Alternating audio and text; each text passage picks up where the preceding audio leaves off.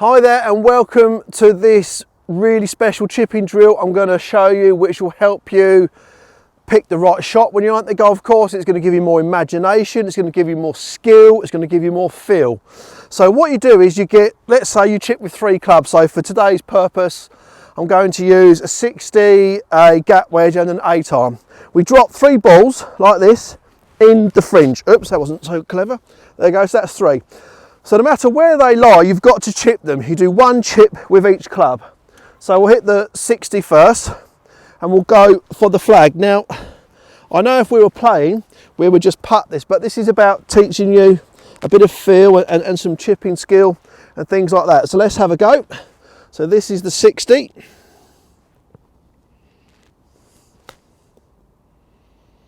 Okay, not too clever that one. Let's go with the gap wedge. See how close we can get this one.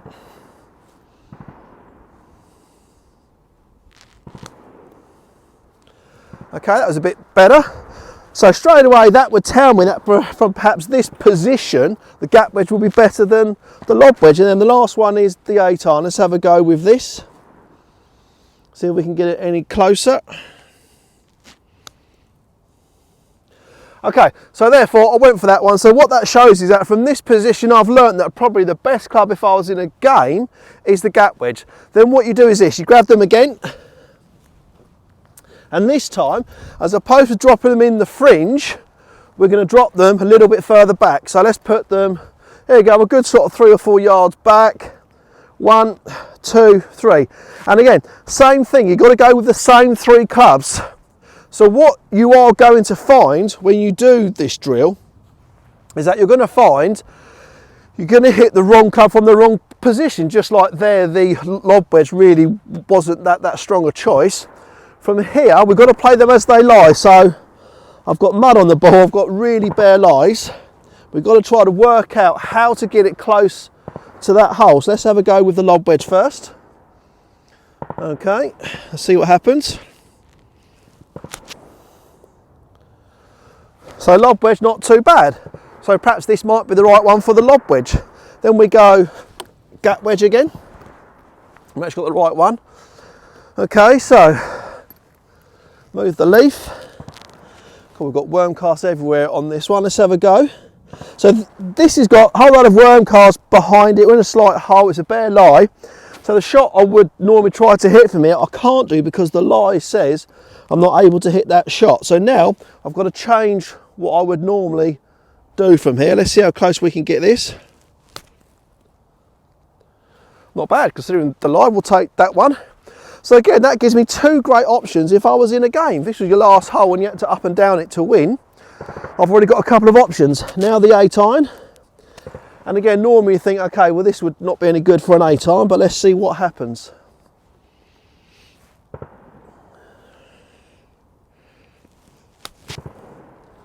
With the 8-iron. Okay, so that one there, as you can see, it's run too much. So again, if I come to a game, I know I've got a choice between my, say, my 60, my 54, my gap wedge, maybe even my pitching wedge. But I know that because I've done this drill. Then what we do is you do 1 more zone.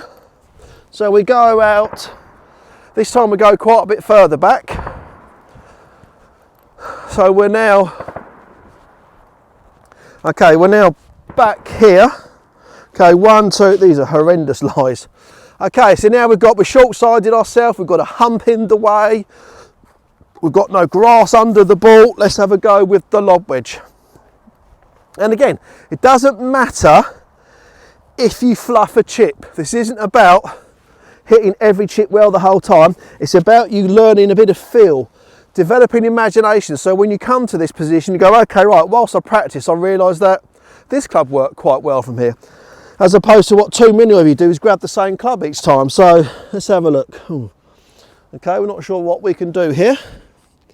Let's see how close we can get this one.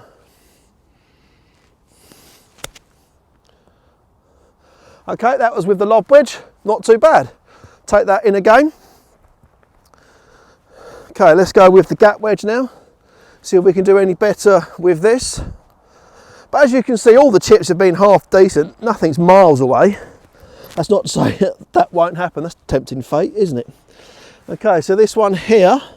Okay, now it gets tricky because now again we've got to try to create a shot that we would never really play in a game. Let's see how successful we can hit this one.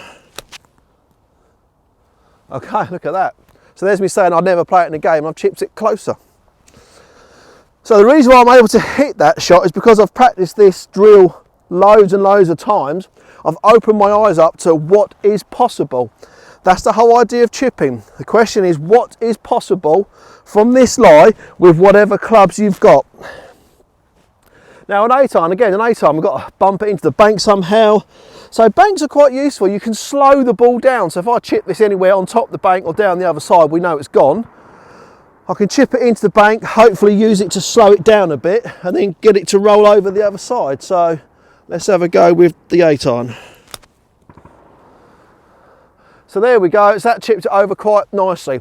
So if I was honest, if I was in a game, even though the 8-iron's not the nearest one, the one I'd probably pick from that lie would be the 8-iron, purely because I would never sacrifice my strike. So what I mean by that is I'd always pick a shot that I'm most comfortable to get a strike. I know they're nearer, but that one there's not a million miles away. But 9 out of 10 times what I would feel is that if I was hitting the 8-iron, I would get it at least that close every time. These two, there's more room for error. And what I would then do is then I would go to a different part of the green.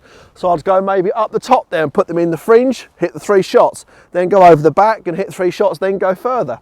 And if you've got a bunker in your way like this, you know, and the third zone's the other side, let's just have a quick go. There you go, so we've got a bunker in the way. You know, I would chip it from the other side of the bunker. You're not going to get it close with all of them because the bunker's obviously too much in the way. Let me just move this. Okay, let's start with the lob wedge.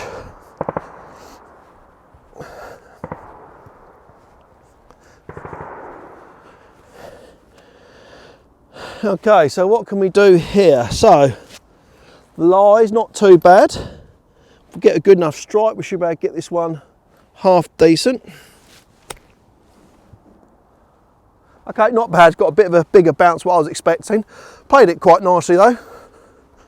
But again, maybe it was because it was on a slight downhill lie. The ball ran out a little bit more than what I was expecting.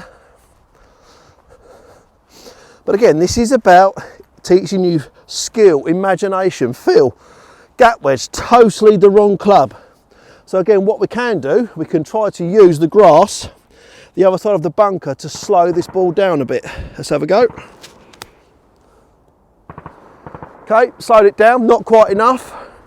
You know, but these are bad chips and they're, what, 8-10 feet away? Here's the fun one, 8-iron. Now these are the ones that I really enjoy because it's totally the wrong club. Oh, the lie's not the best for this one. We're going to have to come up with something just to try to get it close to the hole. So let's see how, oh blimey, let's see how we can play this. Okay, I really need the grass to slow the ball down here. Let's hope. Okay, we've got a terrible bounce off the rough there, and that's what you have to deal with. So just by going over the bunker, what it teaches me, it teaches what options are available. Okay, so I know that this time of year, if I land it with the lob wedge in the fringe on a dewy day like this, the ball skids too much. So what I would do is pitch it a little bit further short just to slow it down a bit, but at least I've learnt. The whole idea of this exercise is for you to learn what's possible. Don't just pick out a club when you play and go to it and hit the same club. Practice this and it will open up your mind to what you can do. If I was doing this drill properly, I would drop 6 balls down because I chip with 6 clubs. I'd hit 6, then I'd go back, I'd hit another 6, then I'd go further back and hit another 6, then I go to another side.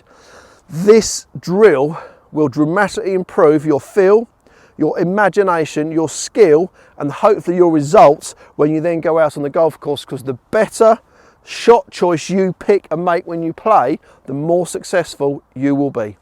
Good luck.